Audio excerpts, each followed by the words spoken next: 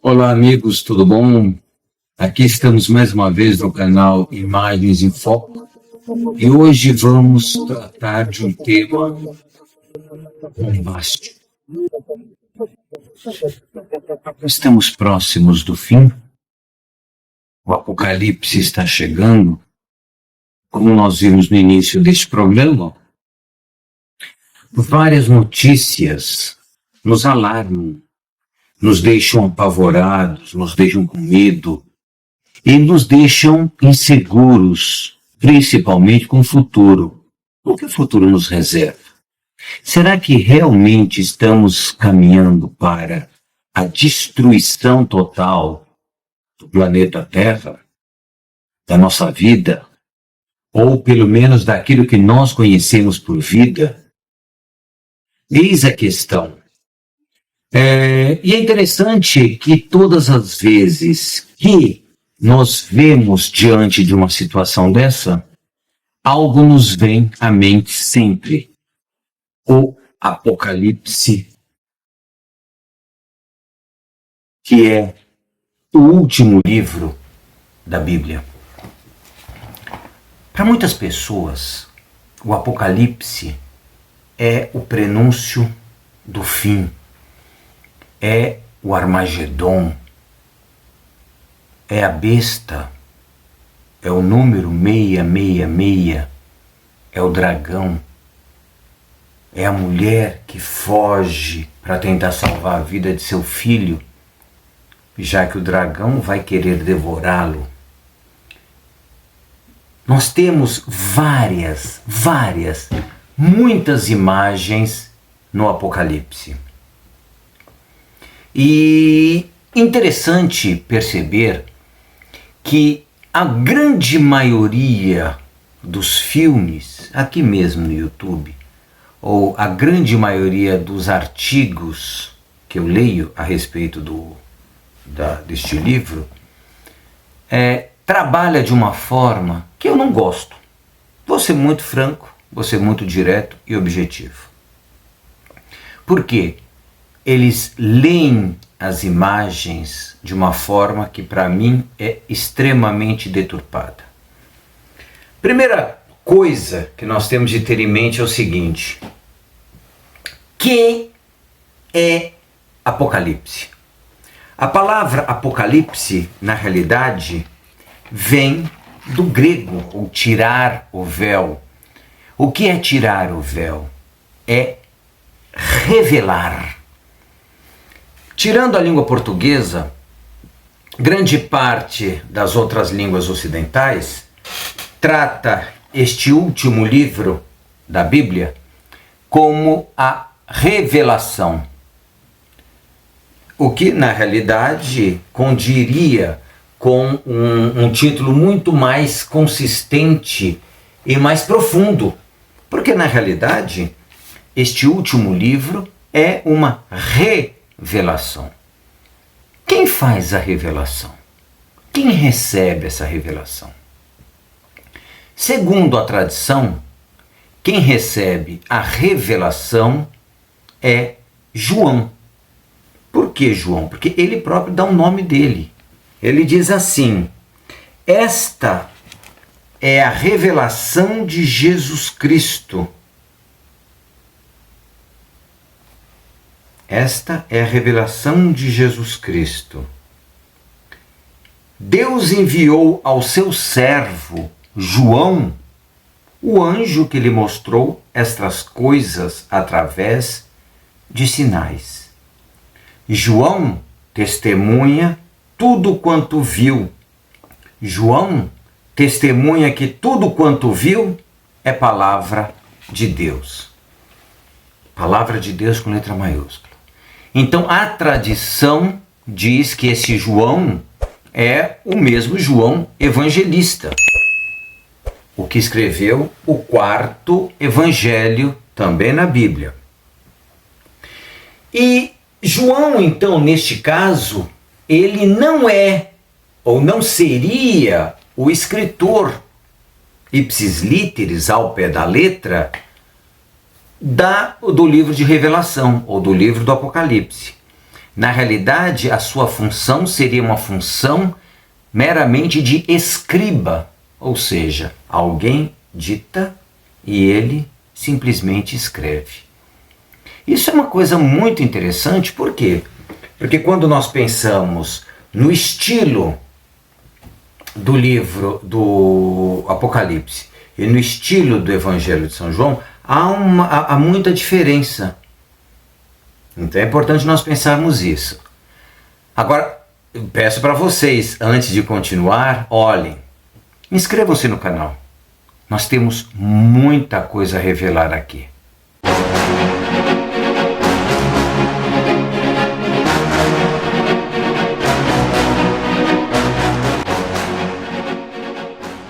Algo importante, então, é lembrarmos o seguinte: como nós temos João, que passa a ser um escriba, João ele acaba agindo conforme agiam os antigos profetas, ou seja, os profetas do Antigo Testamento.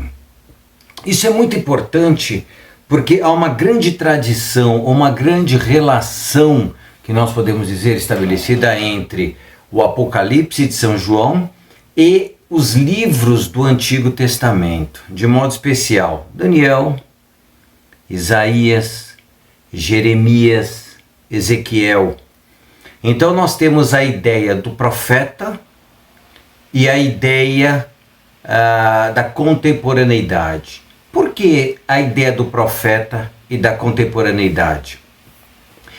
Nós, quando falamos em profecia, muitas vezes nós pensamos que o profeta é aquele que enxerga o futuro. É essa a imagem que foi construída ao longo da nossa geração ou das nossas gerações a respeito daquilo que nós chamamos de profeta, de profecia.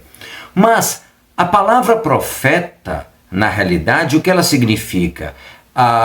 Significa aquele que é porta-voz.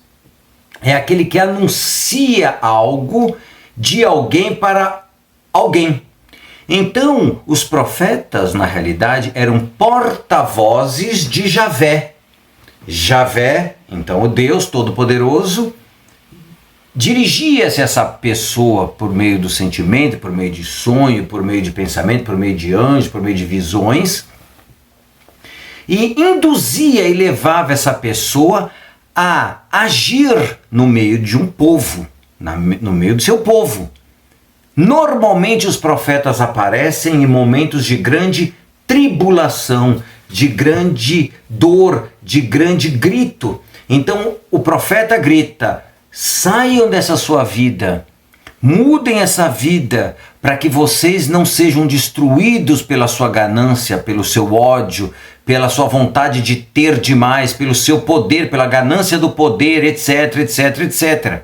Como algo que nós estamos vivendo hoje também. Nós estamos numa época de grande tribulação, de grande dor. Nós vimos ontem um exemplo, nós vimos ontem uma grande explosão em Beirute.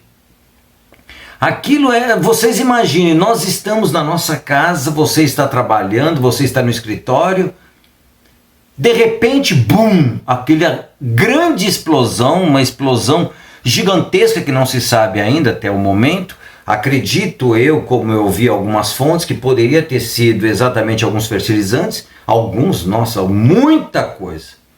Então, um país que está passando por um momento muito crítico, muito difícil, saiu de uma situação muito pesarosa, política, economicamente falando, e passa por mais uma situação. Então, são momentos de tribulação.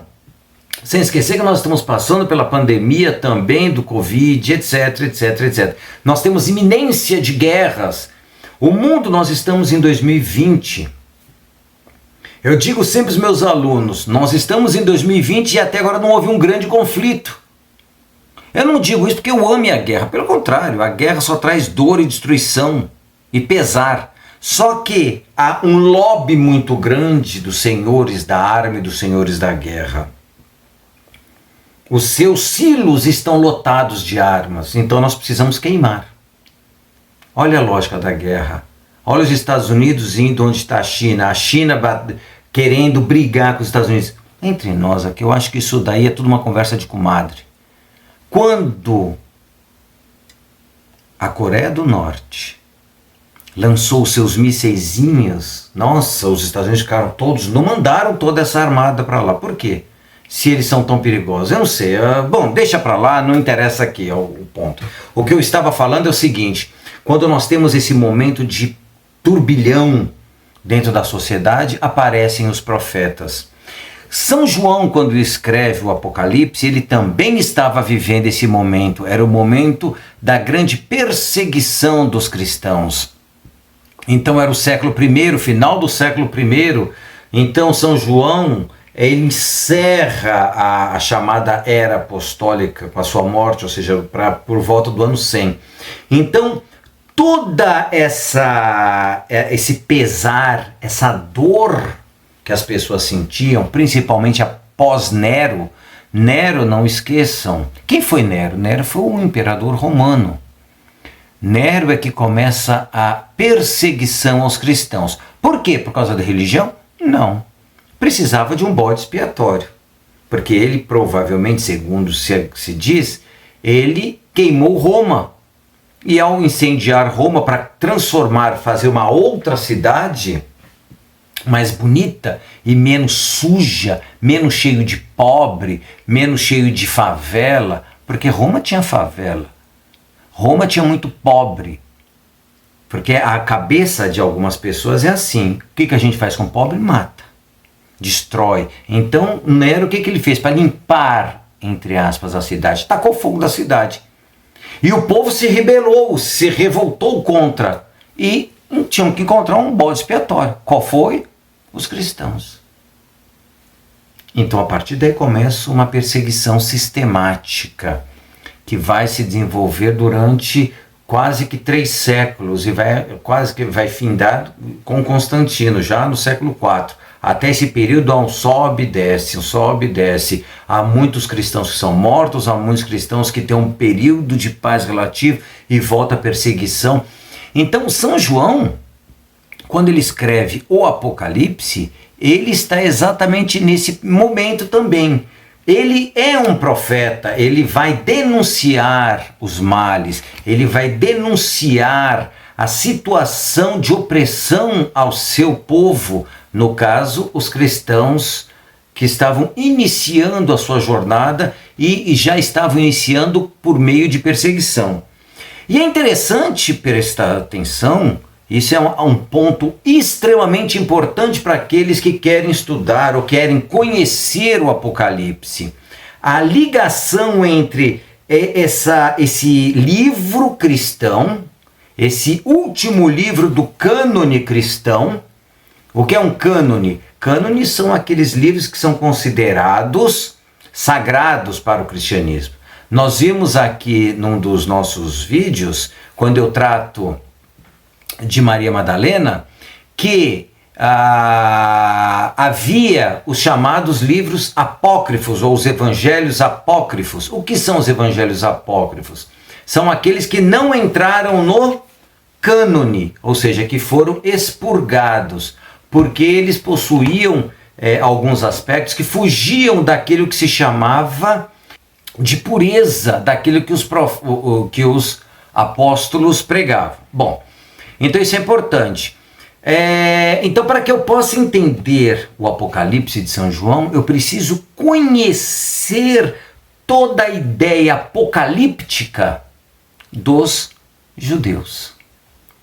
Não se esqueçam que as igrejas, o início do Apocalipse são cartas direcionadas a igrejas da Ásia Menor.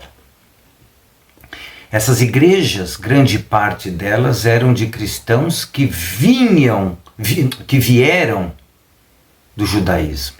Toda simbologia, toda a imagem ou as imagens empregadas por São João correspondem a imagens que aquele povo podia facilmente decodificar.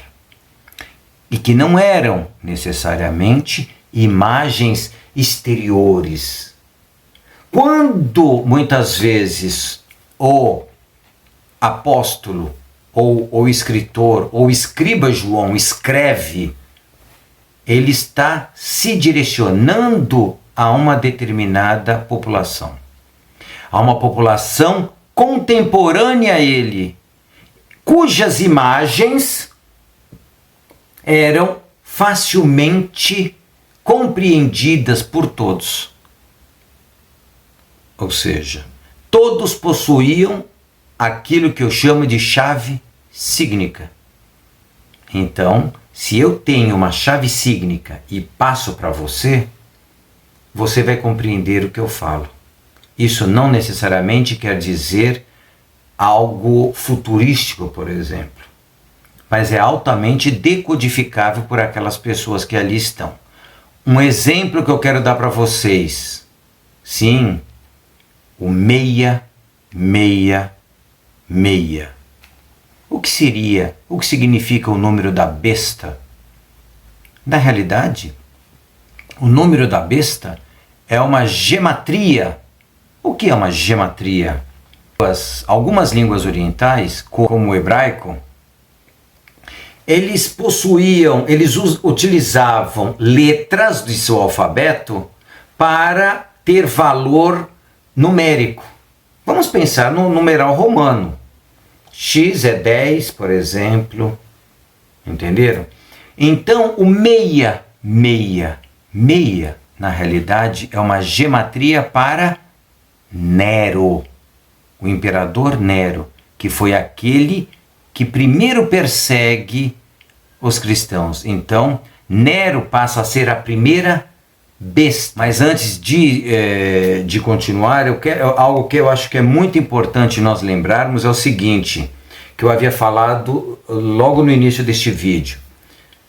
João chama Jesus de palavra de Deus, com letra maiúscula. Por que eu frisei aquilo? Letra maiúscula é substantivo próprio. Palavra de Deus significa verbo, significa logos. Então é um outro nome para Jesus. Então Jesus é a palavra de Deus. Jesus é o verbo encarnado. Jesus é o logos. Logos é a palavra grega para palavra, que foi traduzida por São Jerônimo, na sua tradução para o latim, para verbum. Por isso que as nossas Bíblias, em português, está escrito: no princípio era o verbo, no princípio era a palavra, no princípio era o logos. Então isso é algo muito importante nós lembrarmos. Tudo bem? Para encerrarmos, então, vamos só pegar o capítulo 1 de Apocalipse. João diz assim: eu, João, irmão e companheiro de vocês neste tempo de tribulação, ou seja, olha a contemporaneidade deles. Tempo de perseguição, tempo de tristeza, tempo de angústia, tal qual nós estamos vivendo um pouquinho hoje, por exemplo. Eu estava exilado na ilha de Patmos por causa da palavra de Deus e do testemunho de Jesus. Atrás de mim ouvi uma voz como uma trombeta que dizia: escreva num livro tudo o que você está vendo. Virei-me para ver a voz que falava e vi 7 candelabros de ouro. No meio dos candelabros estava alguém. Parecia um filho de homem, vestido de longa túnica, no peito um cinto de ouro, cabelos brancos como lã, olhos pareciam uma chave de fogo, pés como bronze no forno. Essa imagem, olhem bem, uma imagem que eu achei muito bonita, essa que vocês estão vendo, mostra um pouco este Jesus, um pouco diferente daquilo que nós vemos e daquilo que nós conhecemos. O próximo vídeo, nós vamos falar sobre essas imagens. Há imagens belíssimas. Pessoal, dê um like se gostaram. Inscrevam-se na página. Acione o sininho para que vocês possam receber a notificação. Eu tenho certeza que vocês vão querer saber mais, tá bom? Muito obrigado pela atenção. Tchau.